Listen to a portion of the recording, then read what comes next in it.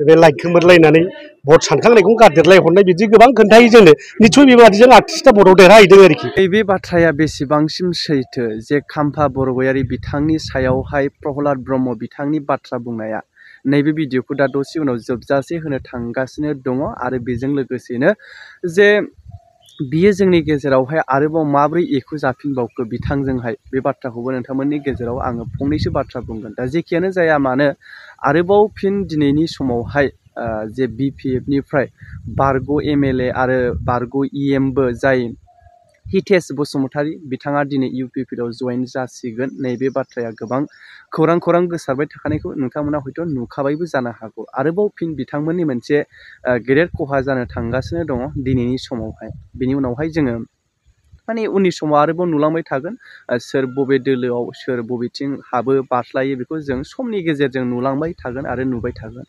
दानिया फै जों अब्ला जाय प्रहलाद ब्रह्म बिथां साराहाय जे खाम्फा बरगयारी बिथां सारनि सायाव बुंनाय बाथ्रा जायखौ आं नोंथांमोननि गेजेराव इन्ट्र' भिडिअ'आव होदोंमोन जे बिथाङा लाइट खोमोरलायनानैसो रेडि खालामनानै देरहादों नैबेबायदि बाथ्रा बुंनाया बेसेबां गनायजाथाव बेसेबां सैथो। थांनाय गोलाव सम बोसोर जिथु BPF आव थानाय समावहाय अब्ला बिथांमोना मानो नैबेबायदि बाथ्राखौ लाखोमादोंमोन नैबेबायदि बाथ्रायाबो साननो गोनां जानानै फैयो।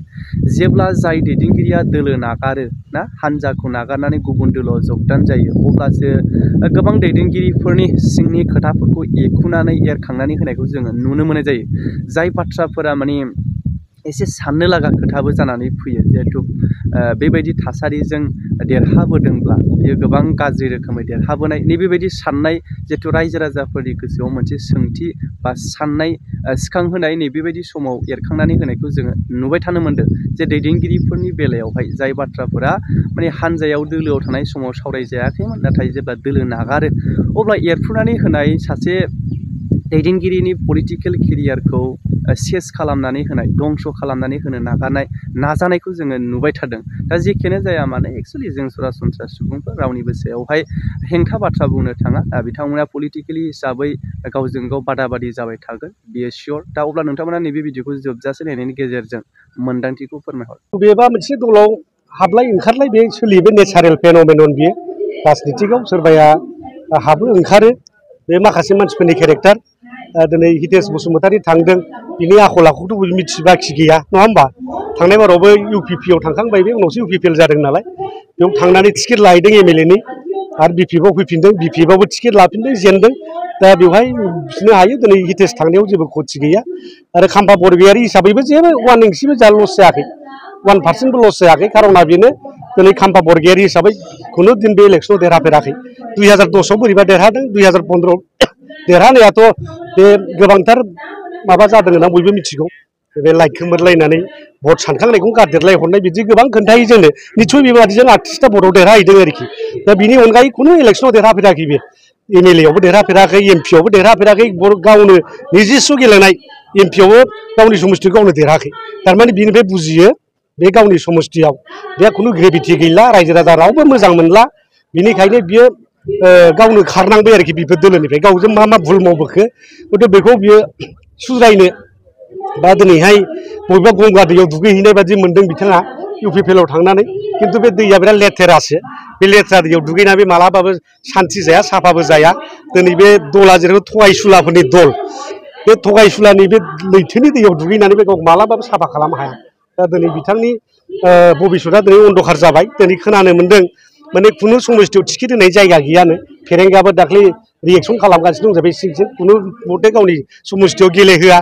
दा ओरै बहाबा गेलेनो नागिरलाबायदोंनो मालाबा देबोरगावआव गेलेगोन होनोनो मालाबा बावखुंग्रि क'क्राझाराव गेलेगोन मालाबा सालाकाथियाव गेलेगोन होननानै दिनै टिकेट नागिरलाबायना फाग्लासो जानांबाय आरो दा एसे मोजां कम्फर्टमोन एबाराव हयथ' निस्सय बे 14 नाम्बाराव BPF निफ्राय टिकेट लाबा देरहानायनि मोनसे खाबुआ दंमोन बेहा नाथाय बिथाङा बेखौ खोमानानै लाबाय। रायजो राजा बिनि सायाव खुनु आस्था गैला आरो बिदि थांलाय फैलाय खालामग्रा नेताफोरनि सायाव खुनु रायजोआ बिसासखौ लाया। बर'नि राजनितिफोरखौ ज' खालामनो होननानैसो बिथाङा UPPL आव थांदों होननानै ज'खौथ' बयबो जानो लुबैयो खिन्थु राजनितिक भाबै रावबो ज' जाया आन्दलननि गेजेरजोंसो ज' जायो।